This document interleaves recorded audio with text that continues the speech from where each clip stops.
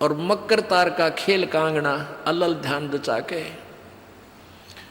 अब कांगना खेलते हैं ना, जैसे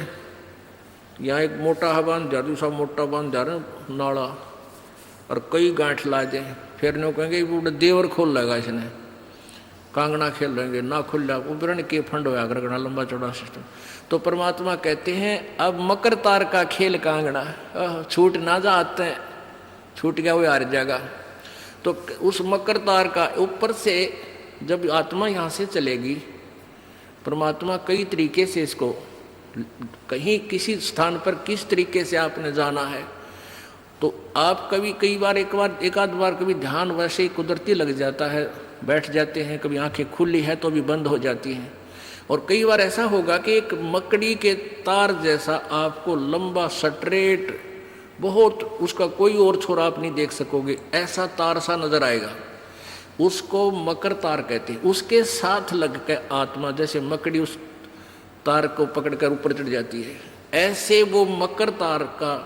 आपको दिखाई देगा जब चलेगी यहाँ से आत्मा संसार छोड़ के, तो एक मकर तार का मार्ग आपको मिलेगा, उसके साथ चलना, उसको छोड़ना नहीं, तो उधर नहीं जाना, नहीं तो मार खा जाएगी। तो ऐसे ही वो कांगड़ा खेलते हैं, जब दोनों और दाव लगा देते हैं, तू खोल गया तो तू हार गया, हारगी, तो ऐसे अपनी अपनी जबरदस्ती से उसको पकड़ लेना है उस मकर तार के, उस मकर तार को। मकर तार माने मकड़ी का तार। ऐसा एक रास्ते में आपको ये गाइडलाइन होगी कि इसके साथ साथ चल, भ्रमित ना होना सतलोक जाने के लिए। वो कुछ समय कुछ स्थान तक मकर तार है, उसके बाद फिर परमात्मा का अलग से मार्ग है। सुरत नृत्य है डोली तेरी, बैठ सुन शिखर में जाके, मकर तार का खेल कांगना अल्लल ध्यान दे जाके। ओए होए, एक एक वाणी का आधा हिस्सा भी इतना जबरदस्त भर रखा भगवान ने। अब अलल पंख, अलल ध्यान दचा के, एक अलल पक्षी होता है, उसको अनल भी बोलते हैं। अनल, अनल माने वायु, यानी वो आकाश वायु में ही रहता है, ऊपर नीचे नहीं आता, वो अंडे भी ऊपर ही दे देती है वो अलल पक्षी मादा, और उन अंडों को हवा में छोड़ देती है, और ऐसे स्थान पर अंडे देती है, पैदा करती है कि नीचे केले के बन हो, केले के बन। तो केले कैसे फंसे रहा कर, केले के बना बनो आपस में बहुत लंबे लंबे बढ़ जाते हैं। तो वहाँ आकाश से वो अलल पक्षी बहुत लंबा चौड़ा होता है, वो कम से कम भी सैकड़ों फुट लंबा और 50 फुट की चौड़ाई होती है। इतने बड़े बड़े पर होते हैं उसके,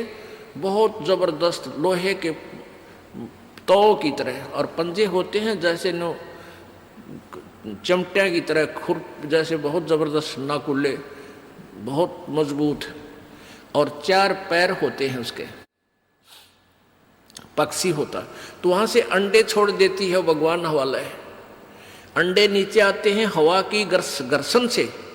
वो परवरिश को यानी वो पक जाते हैं, और केले के अच्छे भारा भारा अंडे होते हैं, वो 2-2 दड़ी के, और ऊपर तो 1-1 दड़ी के, 5-5 किलो के, और ऊपर तो आते ही वो केलों के पत्तों पर आकर गिरते हैं। उन केलों को तोड़ते हुए सपीटते नीचे आते हैं। तो केलों पर गिरने से, उन केले पर गिरने से, उन पेड़ों पर, तो उसकी स्पीड कम हो जाती है,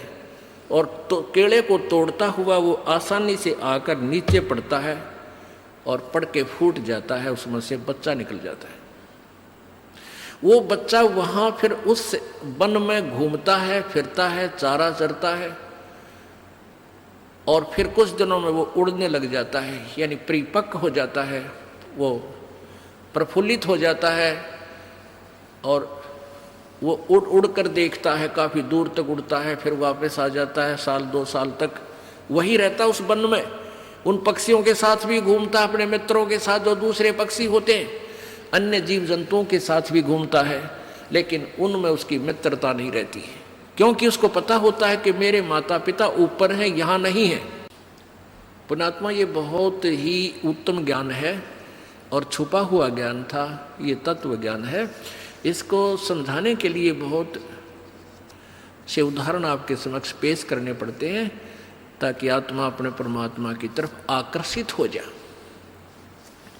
आपने कैसे रहना इस संसार में, ये अलल पंखी के अलल पक्षी के बच्चों की तरह। अब वो यहाँ आए, यहाँ आसपास उस वन में पक्षी पशुओं के साथ रह रहे हैं, लेकिन उन एक पल भी वहाँ जाने को नहीं बोलते कि एक बार हम उड़न जोगे हो जावा, उसी दिन भाग जावांगे यहाँ से, हम जवान हो जावें तो उसी समय चल पड़ेंगे। तो जब वो युवा हो जाते हैं और खूब उड़ने योग्य हो जाते हैं तो चलते समय कहते हैं 5 हाथियों को वो पक्षी अलल पक्षी ऐसे लटक, क्योंकि उन केड़ों के वन में हाथी के भी झुंड के झुंड होते हैं, वहाँ होते थे पहले समय में, तब बने ना रहे, तो वहाँ झुंड के झुंड हाथी होते हैं, नो एक दूसरे के सट कर चला कर सैकड़ों की संख्या में, कई झुंड है। तो वो अलल पक्षी उनके ऊपर झपट्टा मारता है और उसके इतने तेज वो होते हैं 1.5 फुट के पंजे, और उनको ऐसे फंसा लेता है चारों हाथियों के, 4 हाथियों में, 5 और 5वें ने नोक मुंह के साथ, कहते 5 हाथियों को उठाकर वो अलल पक्षी आकाश में चला जाता है अपने माता पिता के पास, और फिर उनका आहार लेकर जाता है, वो आहार उससे उनसे करते हैं। तो अब आप यहाँ आए हो अलल पक्षी की तरह ध्यान रहे, एक पल भी वो पक्षी का बच्चा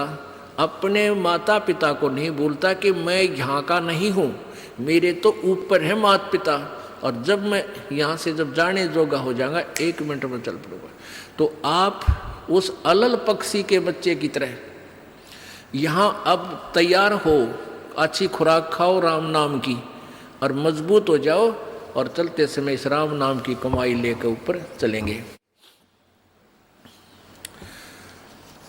अब कहते हैं अलल ध्यान जचा के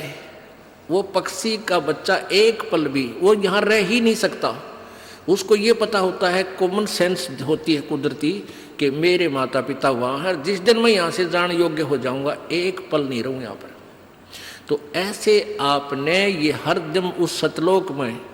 जाने का अलल पक्षी की तरह यू ध्यान लगा कर वो जचा कर रखनी है, इसको भूल नहीं पड़ने देना। मकर तार का खेल कांगना अलल ध्यान जचा के, और बैठ विश्वास सेज बिछा के, जो शब्द छैल आवे है। अपने आत्मा कह कबीर सुनो भी साधो, मैं तो हूँ विश्वास में, जो क्रिया जो साधना आपको बताई जाती है वो साधना वो है जो सब सदग्रंथों में प्रमाणित है, और वो है जिन महापुरुषों ने परमात्मा पाया उन्होंने भी यही क्रियाएं की। तो आप एक विश्वास रूपी सेज पे, जैसे दुल्हन होती है अपने पति के इंतजार में वो बैठ जाती है, तो ऐसे ही कहते तू अपना विश्वास रूपी सेज बिछा के इंतजार कर उस परम पिता के आने की। विश्वास तेरी सेज है, यानी तेरा विश्वास है तो मालिक आवेगा, और विश्वास नहीं है तू ही वहां से चला गया कि तो फिर पति कहाँ मिलेगा। कहने का भाव ये है कि डगमग नहीं होना है, अपना विश्वास दृढ़ रखना, जो बताया गया ये विधि और यही भक्ति आपको परमात्मा मिलाएगी। यानी शब्द छैल का अर्थ है वो अविनाशी परमात्मा, शब्द अर्थ अविनाशी को कहते हैं। अविनाशी परमेश्वर तेरा पति तुझे वहां लेने आएगा, और इस प्रकार हम परमात्मा पाएंगे। बोलो सतगुरुदेव।